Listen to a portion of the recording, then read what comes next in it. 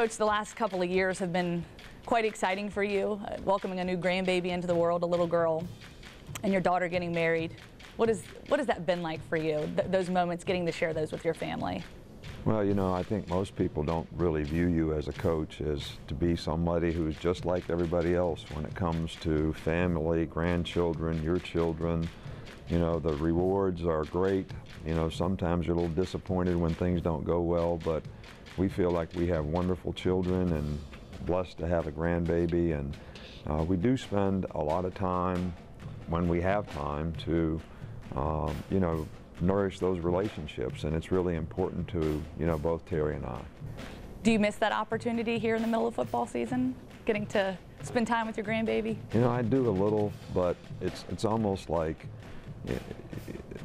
somebody that works out on an oil rig and he's going to be gone for 2 weeks, and you know you're going to be home for this time, and you kind of know when your times are. You got to pick your times and make the most of the times when you have time, because football season is not a time where, you know, you can really develop a lot of time for family. I think my children understand that. I know my wife has been very supportive of all the time I spend, but it's something that when you do get an opportunity to be with them, you got to make the most of it. Do you get to have a stake in what sport your little granddaughter gets to play? Not at all. None? Not at all. I think she probably, you know, is playing soccer already, and she's not even 2. So, you know, I'm just happy to see her be involved. But with all of our children, you know, we just said, look, if you're going to play sports, all we expect of you is to do your best. You know, give your best. Don't worry about who you are, what people are saying about it, but just know that you can feel good about the fact that you know you did your best to be the best you could be at what you're trying to do. Do it for your team and do it for yourself. You speak on the importance of teaching. Your father, a big role model in your life. What have you learned from him, and how does that carry over in the locker room with a lot of these young men that need that role model in their lives? Well, I think that, you know, it is true that a lot of the young men that we deal with probably need positive role models, much more than just me. And that's why I think this organization and having great people in this organization is so important, whether it's in academics or personal development or coaches on the field, the relationships that they have to influence, you know, be somebody that somebody can emulate, care about the players enough that they know that you're there to help them, I think is very, very important to these guys. And they develop a trust, and then I think when they develop a trust, you have a better chance to impact what they do. How important is that role for you? You talk about it being a joint effort, but for you personally, when you get to see these guys go on, Touchdown, Alabama! Charleston Fowler! Live their lives, get married, have children, play at the next level, how rewarding is that for you, knowing that you had a hand in perhaps leading that in that direction? Well, I think that's probably one of the most areas that I get the most positive self-gratification from. And you also get very disappointed when you feel like you failed a player, and a player doesn't sort of get it right. And, you know, to me, I always kind of feel like there's something else I could have done, you know, to help that guy, to see the light, to do the right things, to make the right choices and decisions, because there is talent and ability there, or they wouldn't even be here. So there's a little misery that goes with those failures too.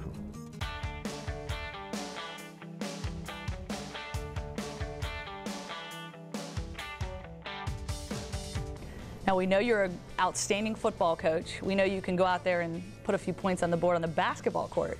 What else is it that Nick Saban is good at? Well, I don't know. I don't think that's a fair self-analysis.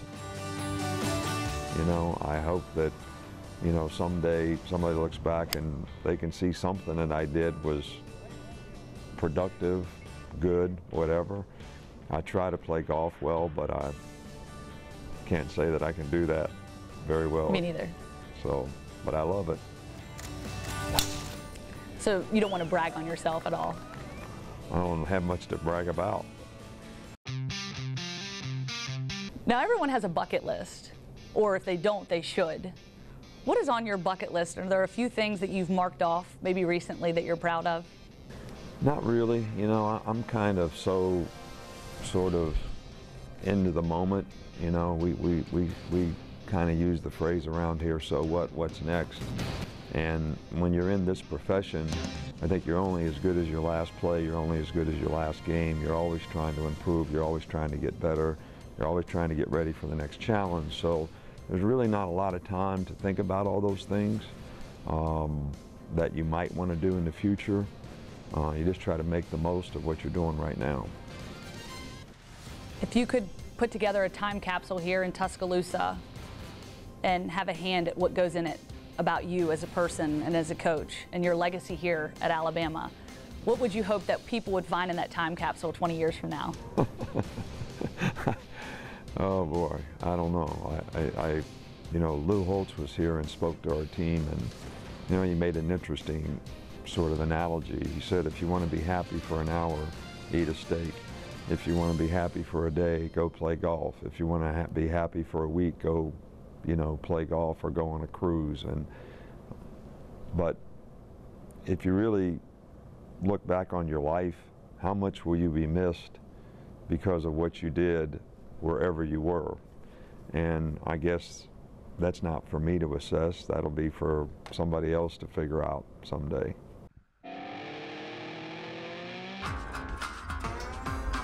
I spent some time in West Virginia. I worked there, and I was never let in on the secret of what makes North Central West Virginia to be such a predominant area for elite football coaches like yourself. You, Jimbo Fisher, John McKay, Rich Rodriguez, all would have gone to adjoining high schools. What's in the water there? I don't know. There was a lot of coal dust there when I was growing up. That had something to do with it. But you know, I think that we all come from, and I think every one of these guys that you mentioned would say the same thing, that really good people. You know, there's really good people in West Virginia where we grew up. They're hardworking. You know, a lot of people worked in the coal mines. Great values in terms of work ethic and, you know, doing things the right way. So I think it's a little bit the culture that we came from, that I think if you probably looked at it, there's a lot of other successful people in other areas that come from that part of the country too, because of, you know, the culture of and the kind of values that we all grew up with. And that goes along with your belief that having a successful team involves great leadership. Do you feel like this 2015 Alabama football team has the it factor and that leadership that it needs to be successful? Well, I do think one of the things that I like about this team, and it's always, you know, the challenge is, can the team sustain it, is this team has a little different spirit about it, and the leadership is good because they are reinforcing the principles and values of the organization to the young players who relate and are doing the things they need to do. I mean, things like preparing for the game, taking care of yourself, getting rest, eating right, all those things, you know, they translate to the field. And those are all individual decisions that get influenced by older players. Well, our older players are influencing the younger players the right way, and that creates a special spirit and chemistry, I think, that is very helpful to having the kind of team chemistry you need to be successful. You said in a recent interview that you have had teams in the past that had the talent to win 8 national championships. However, you failed at 4 of those. Explain that to me. Well, I just felt that you used the it factor in what you said, whether it's, you know, to be trusted as a teammate, you have to have great character.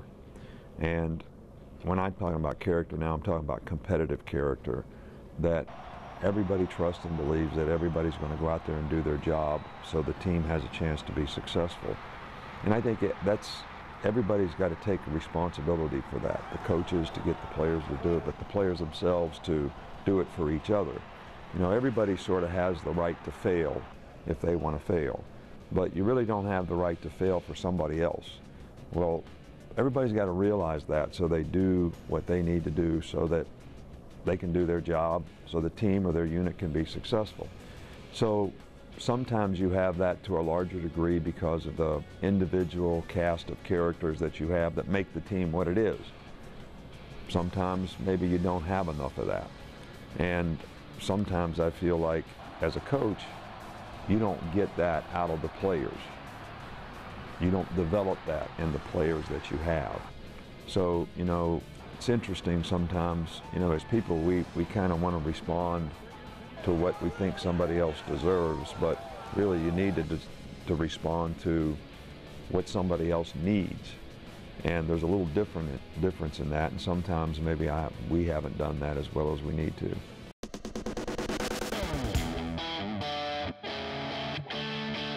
You've had the chance to coach at different schools in different parts of the country, but ultimately, what drives Alabama football and what makes this state so passionate about college football? You know, it's unique and it's special, and it's something that I have a tremendous amount of respect for, but I don't think you could have it any better, you know, in terms of the amount of interest and the passion that people have for what you do. I mean, that's what makes it special. I can't really know exactly why it is that way. Maybe it's because we don't have a lot of professional sports, you know, in our state. So you grow up being a college football fan or a college fan in general. I think that's probably true in the Southeast. I think that's what makes the Southeastern Conference, you know, what it is, but especially here in Alabama for the two schools that are in our league.